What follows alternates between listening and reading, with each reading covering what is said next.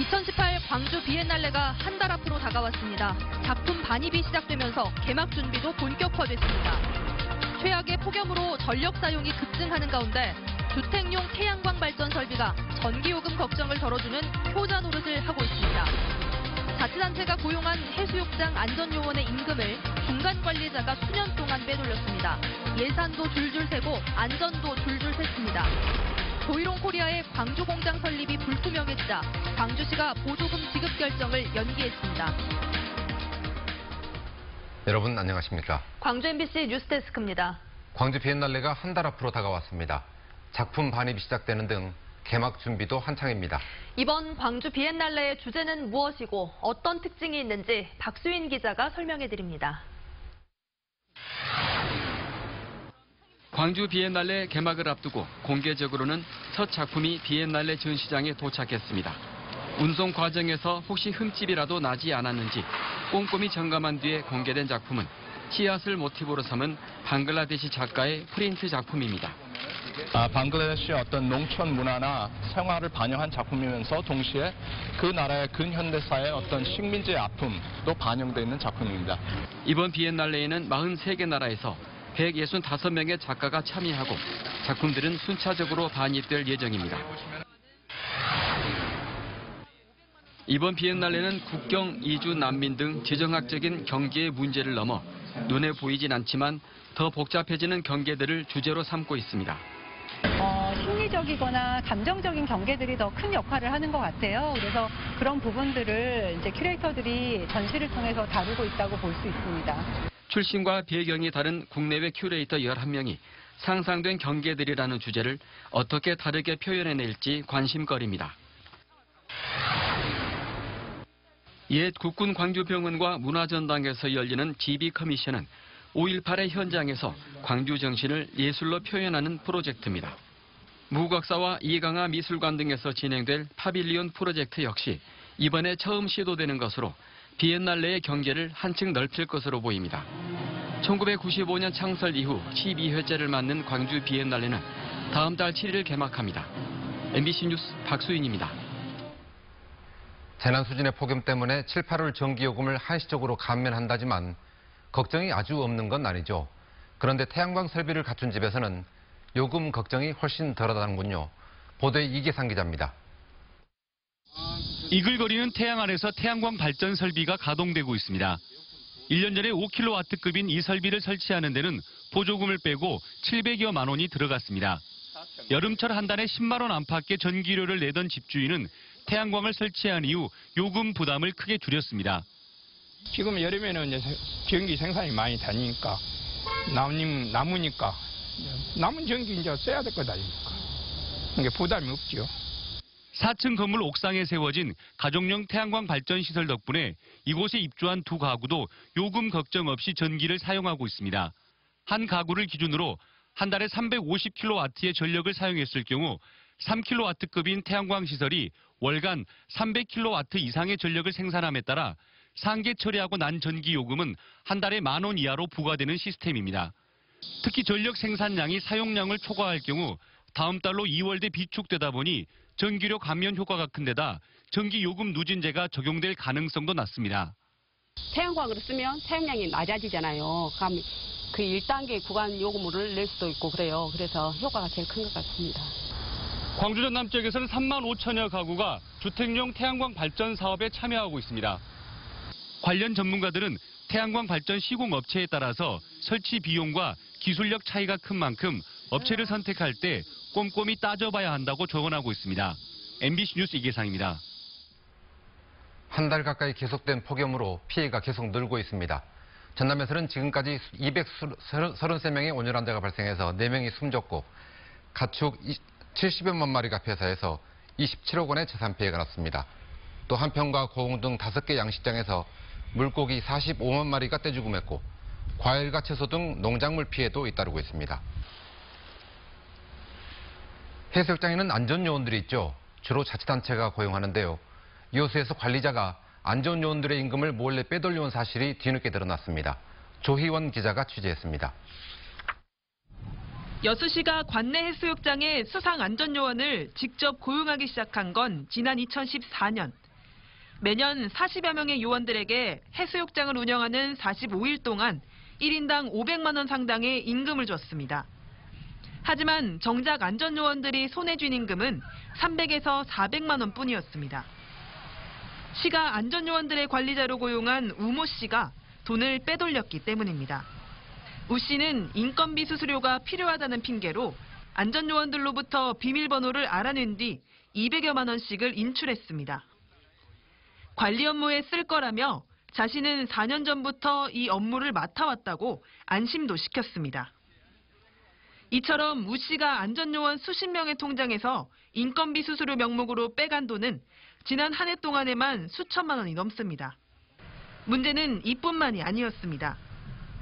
우 씨는 안전요원들의 도장을 가져가서 근로계약서를 대신 작성하기까지 했습니다. 정확히 받아야 할 임금이 얼마인지 알지 못하게 하려던 겁니다. 도장을 따로 다 그쪽에서 받아가셔가지고 너희들이 일일이 가서 하면 불편할 수 있으니까 내가 알아서 다 작성할게라고 말씀하셨어요.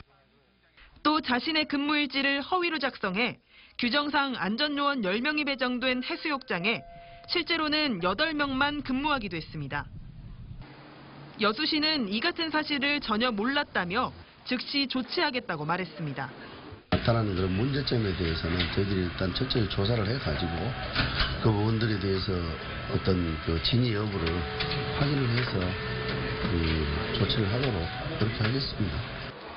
하지만 제대로 조사하겠다는 말과 달리 여수 씨는 요원들을 제쳐놓고 의혹의 당사자인 우 씨에게만 과거부터 지금까지 빼간 돈이 얼마인지 어떻게 썼는지 등을 보고하라고 지시한 것으로 드러났습니다.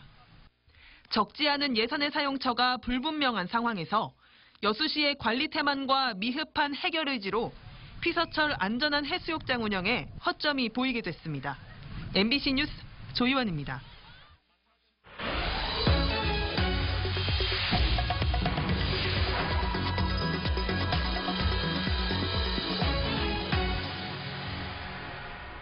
(8월 8일) 오늘이 내년부터는 달력에 섬의 날이라고 적힙니다.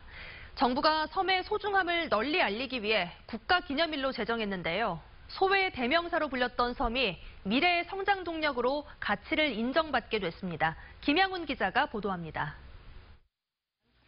우리나라 섬은 유인도 470곳을 포함해 3,300개가 넘습니다. 풍어제와 별신굿, 독살 등 각 섬마다 독특한 문화를 간직하고 있습니다. 하지만 그동안 교통이 불편하고 멀리 떨어져 있다는 이유로 소외됐던 섬. 도서개발촉진법과 도서종합개발계획에 따라 연륙연도교와 선착장 시설 등이 확충되면서 섬에 대한 관심이 점차 높아지고 있습니다. 최근에는 중앙정부는 물론 지자체들이 가고 싶은 섬 정책을 시행하면서 상당한 성과를 거두고 있습니다. 지난해 섬을 찾은 관광객은 659만 명으로 10여 년 전보다 크게 증가했습니다. 섬 발전 지원 센터를 설립을 올해 하반기에 추진하고 있습니다. 이런 센터를 통해서 민간의 전문 인력이 함께 연구하고 일을 시작해서 더욱더 전문적이고 체계적으로 섬을 갖고 나가도록 하겠습니다. 하지만 섬을 살리는 데는 아직도 부족합니다. 살아있는 섬과 살기 좋은 섬, 살고 싶은 섬을 만드는 복합적인 섬 정책이 필요합니다. 정부가 섬의 날을 제정한 것도 이러한 변화를 가져오기 위한 시도입니다. 단순히 섬의 편의시설만을 늘리는 정책에서 벗어나 섬의 생태와 관광, 문화, 복지를 아우르는 정책이 추진되고 있습니다. 오지와 낙후지의 대명사에서 국가의 성장 동력으로 이런 단전이 어디 있겠습니까? 단전은 시작되고 그 내용을 앞으로 채워나가야 될. 그동안 육지에만 한정됐던 관심의 절반이라도 섬으로 향해야 합니다. 섬은 대한민국 해양 영토의 주권을 쥐고 있는 중심 공간이기 때문입니다. 섬의 날 제정을 계기로 잠재 성장 동력인 섬의 가치와 중요성이 더욱 주목받고 있습니다. MBC 뉴스 김양훈입니다. 무안과 영광 사이의 바다를 연결하는 칠산대교 공사가 순조롭게 이루어지고 있습니다. 내년 말에 다리가 연결되면 3시간 걸리던 거리가 10분으로 단축되고 영광에서 목포까지 3개의 해상다리로 연결되는 명품 관광 코스도 생길 것으로 보입니다. 보도에 장용기 기자입니다. 전남에서 가장 높은 111m 높이의 영광 칠산타워에서 바라다본 서해 칠산 앞바다입니다. 영광 염산면에서 바다 건너 무안 해제면까지 2차로 너비의 칠산대교 공사가 진행되고 있습니다. 저희 공정은 현재 74.1%입니다. 순조롭게 진행돼가지고 내년도 19년도 연말 경에는 개통할 걸로 봅니다. 이 다리가 완공되면 두 지역 간의 육로로 3시간 거리가 10분으로 짧아지게 됩니다. 이 칠산대교를 통해 무안군 해제면과 현경, 운남면에서 신안군 앞에도를 잇는 김대중대교까지 35km의 국도와 지방도를 거쳐 세천년대교로 연결됩니다. 이 다리가 연결이 되면 또 무안하고 앞에도 하고 다리가 연결이 됐거든요. 그러면 또 앞에도하고 목포하고 또 연결이 됐습니다. 그러면 이 다리로 인해서 앞으로 서해안 고속도로 영광 백수 해안도로에서 바닷길로 신안 암태 팔금도까지 가려면 9.52km 길이의 칠산대교에서 시작해 925m의 김대중대교, 그리고 7.22km의 세천년대교 등 해상다리 3곳을 거치게 됩니다.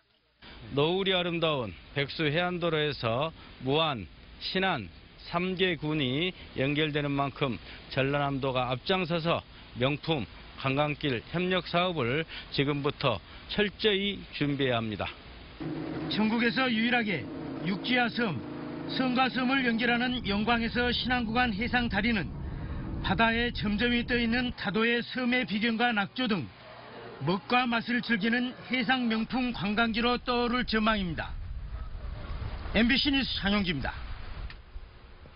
그동안 전기차 공장 설립을 미뤄온 조이롱 코리아에 대해 광주시가 보조금 지급 결정을 연기했습니다. 광주시는 당초 오는 17일 보조금 심의위원회를 열어 조이롱 코리아의 전기차 E6에 한 대당 3천여만 원으로 정해진 보조금을 지급할지 말지 결정할 예정이었지만 이 일정을 무기한 연기했습니다. 광주시 관계자는 조이롱이 공장 설립 등 투자 움직임을 보이지 않고 있어 투자 의지를 재확인하는 차원에서 일정을 연기했다고 밝혔습니다. 이용섭 광주시장이 도시철도 2호선과 관련해 다음 달 말까지 최종안을 마련해달라고 시민권익위에 당부했습니다. 광주시와 시민단체에 따르면 이 시장은 어제 권익위원들과의 간담회에서 도시철도 2호선 건설 여부를 비롯해 건설 방식 등 최종 합의안을 9월 말까지 달라고 주문했습니다. 이에 따라 시민권익위는 이달 안에 10명 이내의 전문가 그룹을 꾸려 공론화 방식을 결정한 뒤 다음 달 한 달 동안 최종안을 마련할 계획입니다. 광주 전남 지역의 소규모 종교계 대학들이 교육부의 일방적인 평가 대신 자체 역량 강화 프로그램을 추진합니다. 광신대와 호남신학대, 광주가톨릭대, 영산선학대 등 4개 대학은 교육부의 대학 기본 역량 진단평가 대상에서 제외됐습니다. 이들 대학은 종교 지도자 양성 등의 특수성에 맞춰 대학별 자체 역량 강화 대책을 마련하고 본격적인 학령 인구 감소에 대비할 계획입니다. 오늘 오전 10시 30분쯤 화순군 너릿재 터널 인근 도로에서 40살 김모 씨의 1톤 화물차에서 불이 나 20분 만에 꺼졌습니다. 다행히 인명피해는 없었지만 터널을 빠져나온 직후 일어난 차량 화재로 터널을 오가는 차량들이 큰 혼잡을 빚었습니다. 경찰은 차량 엔진에서 불길이 치솟았다는 차주의 말을 토대로 정확한 화재 원인을 조사하고 있습니다. 광주 서부경찰서는 시비를 벌이던 다른 운전자를 흉기로 위협한 혐의로 37살 전모 씨를 붙잡아 조사하고 있습니다.